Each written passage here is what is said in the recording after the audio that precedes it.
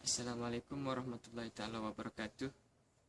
Yang saya hormati Puan Zalina binti Ahmad, Pensyarah KPF 3012, Perkembangan Pendidikan di Malaysia, Falsafah dan Dasar.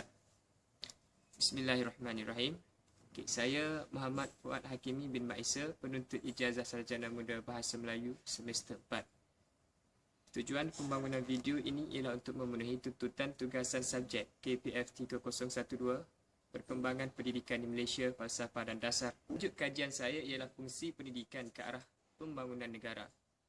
Dan isu yang akan saya kupas ialah mengenai sejauh manakah sistem pendidikan yang diterapkan di Malaysia mampu melahirkan modal insan yang berkualiti tinggi untuk dijadikan tenaga kerja mahir dalam sektor-sektor utama bagi tujuan pembangunan negara Malaysia.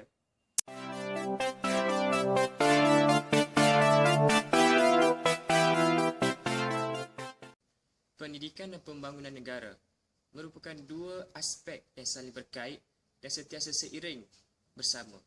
Pendidikan menjadi tunjang utama dalam rangka dasar pembangunan negara. Pengabaian terhadap sistem pendidikan akan menjejaskan pembangunan sesebuah negara. Sejak sebelum negara mencapai kemerdekaan, pendidikan telah menjadi agenda utama dalam pemerintahan negara. Hal ini dapat dilihat oleh usaha British yang telah memperkenalkan sistem persekolahan yang sistematik semasa era pemerintahannya.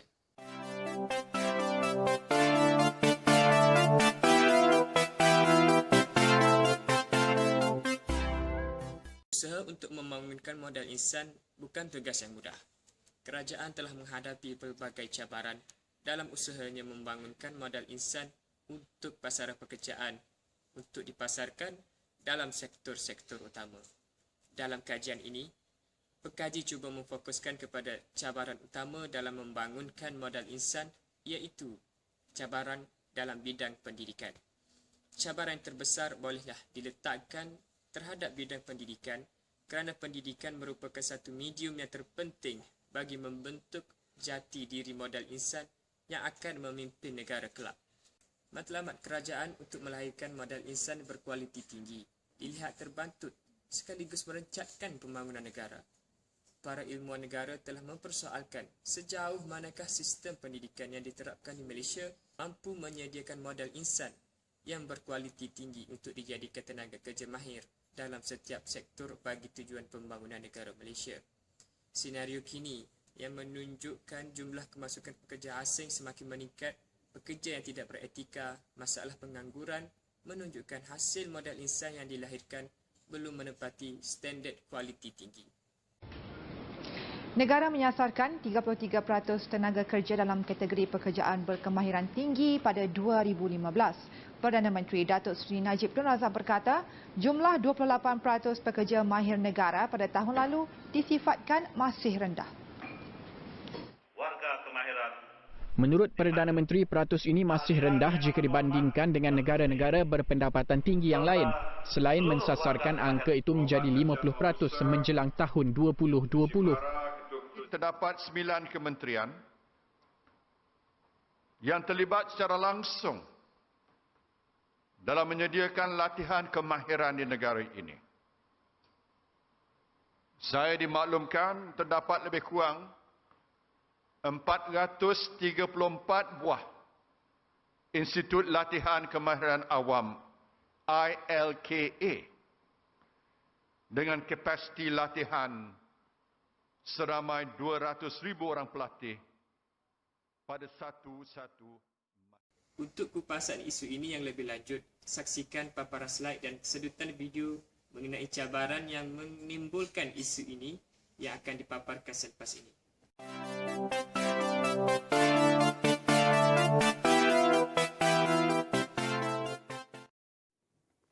Assalamualaikum warahmatullahi wabarakatuh.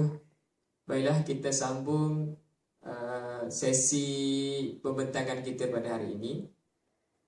Okey, saya teruskan dengan cabaran dalam pendidikan. Pekaji cuba memfokuskan cabaran utama dalam membangunkan modal insan, iaitu dalam bidang pendidikan, kerana bidang pendidikan inilah yang akan mendidik modal insan mempunyai jati diri ataupun semangat untuk menimba ilmu.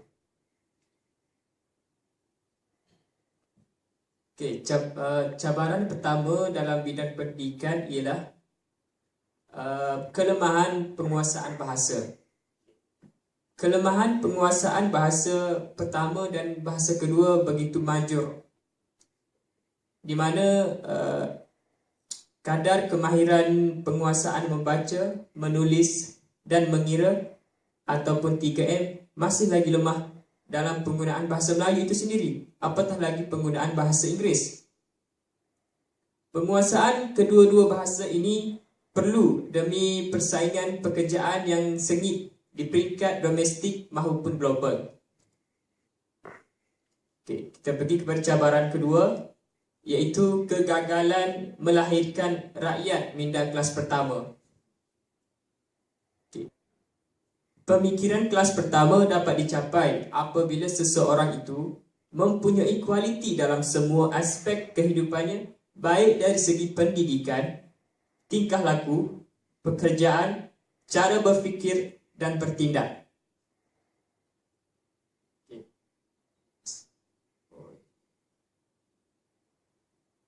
Ini bermakna seseorang modal insan itu perlu tahu tanggung jawabnya terhadap agama, masyarakat dan negara. Cabaran yang ketiga, graduan tidak berketerampilan dan tidak memiliki kemahiran.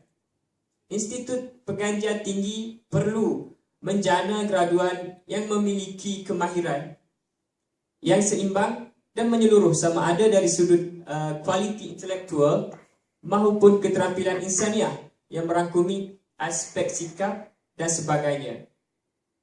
Kemahiran insaniah ini perlu untuk seseorang memohon pekerjaan.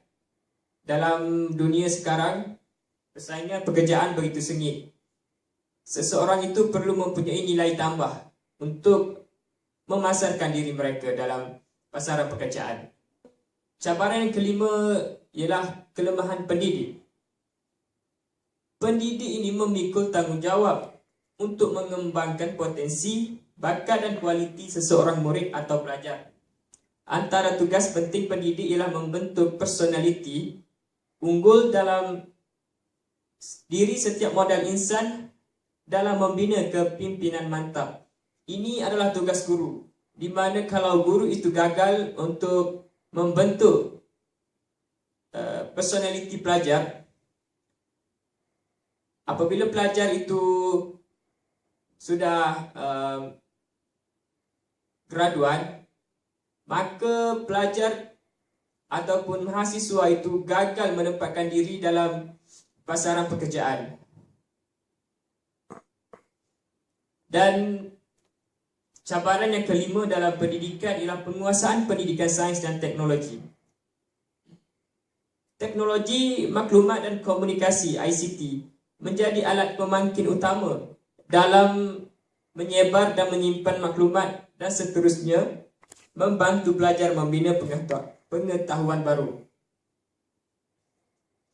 Namun yang menjadi masalah dalam dunia pendidikan ialah pelajar-pelajar di luar bandar dan pedalaman tidak mendapat akses pendidikan dan fasiliti untuk meningkatkan ilmu sains yang secukupnya seperti mana yang diperoleh pelajar-pelajar di bandar.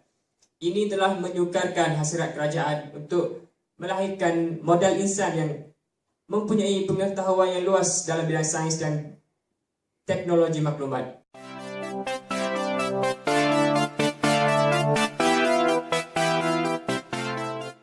Namun dalam isu ini kita tidak nafikan bahawa kerajaan telah bertungkus lumus untuk melahirkan modal insan yang berkualiti tinggi sebagai tenaga kerja untuk sektor-sektor utama di negara Malaysia. Kita lihat kepada usaha-usaha antara usaha-usahanya. Usaha yang pertama kita dapat lihat dalam Penggubalan Falsafah Pendidikan Kebangsaan (FPK). Balik kepada Falsafah Pendidikan Kebangsaan, matlamat ketiga Kementerian Pendidikan Malaysia (KPM), Yang dinyatakan ialah menyediakan sumber tenaga manusia untuk keperluan kemajuan negara. Bagi tujuan ini, KPM telah merangka beberapa usaha dinamik yang memberi penekanan kepada perkembangan kemahiran belajar dan kemahiran generik untuk melahirkan satu golongan murid yang sentiasa ingin belajar dan berkebolehan mengikut pelajaran mereka semasa di bangku sekolah maupun selepas menamatkan persekolahan. Usaha yang kedua ialah pendekatan strategik Kementerian Pendidikan Malaysia. KPM telah menggariskan bahawa pembangunan insan ini bermatlamat untuk memperkembang potensi individu secara menyeluruh untuk melahirkan insan yang seimbang dari segi intelek, jasmani, rohani dan emosi. Usaha kerajaan yang ketiga ialah dasar kerajaan terhadap pekerja berpengetahuan. Kerajaan begitu komited dan telah mengubal dasar wawasan negara yang bermatlamat menjadikan negara Malaysia sebagai negara maju menjelang 2020. Okey. Terdapat 3 teras utama dalam DWN, iaitu mempertingkatkan daya saing bagi menghadapi cabaran globalisasi dan liberalisasi. Yang kedua, membangunkan ekonomi berasaskan pengetahuan sebagai satu langkah strategik bagi meningkatkan nilai ditambah bagi semua sektor ekonomi dan mengoptimumkan daya pemikiran bangsa. Dan yang ketiga ialah mengukuhkan pembangunan sumber manusia bagi menghasilkan tenaga kerja yang cekap, produktif dan berpengetahuan menjelang 2020. Usaha yang keempat iaitu dalam bidang pendidikan dan latihan vokasional. Pendidikan dan latihan dalam bidang teknik dan vokasional adalah pemangkin utama dalam mempercepatkan pengeluaran buruh yang berpengetahuan. Ia diwujudkan bagi memberi peluang kepada pelajar yang mempunyai kecenderungan kepada pendidikan sains dan teknologi untuk memenuhi keperluan tenaga kerja di industri di dalam maupun luar negara.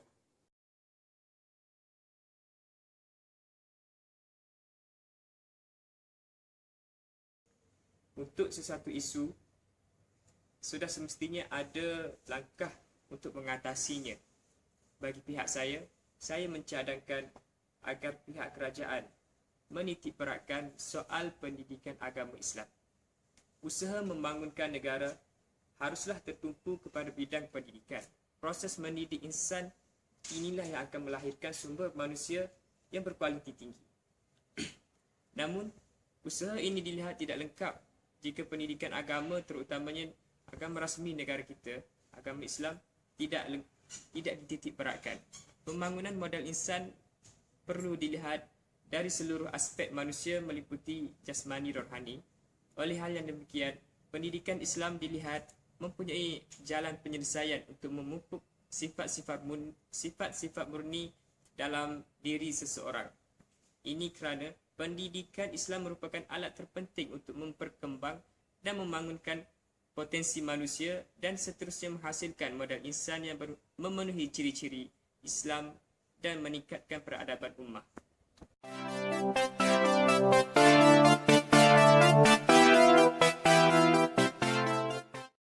Kesimpulannya, proses pembangunan insan dan negara telah mengalami perubahan demi perubahan mengikut zaman dalam usaha untuk memartabatkan sistem pendidikan sebagai ejen ke arah pembangunan masyarakat. Oleh itu, pendidikan yang berorientasikan falsafah untuk melahirkan insan yang berjiwa besar dan seimbang dari segi jasmani, rohani dan intelek akan menentukan hala tuju pembangunan negara di masa hadapan. Justru, di dalam menguruskan pembangunan insan untuk membentuk masyarakat madani bagi kelangsungan sesebuah negara yang cemerlang, gemilang dan terbilang menuju wawasan 2020. Kita seharusnya bangkit daripada mimpi indah dan sedar bahawa sudah tiada masa untuk kita terus bererotika, bertegang leher dan berkering tekak memperdebatkan sesuatu isu tanpa pengaplikasian resolusi untuk menjadi realiti. Sekian daripada saya. Terima kasih.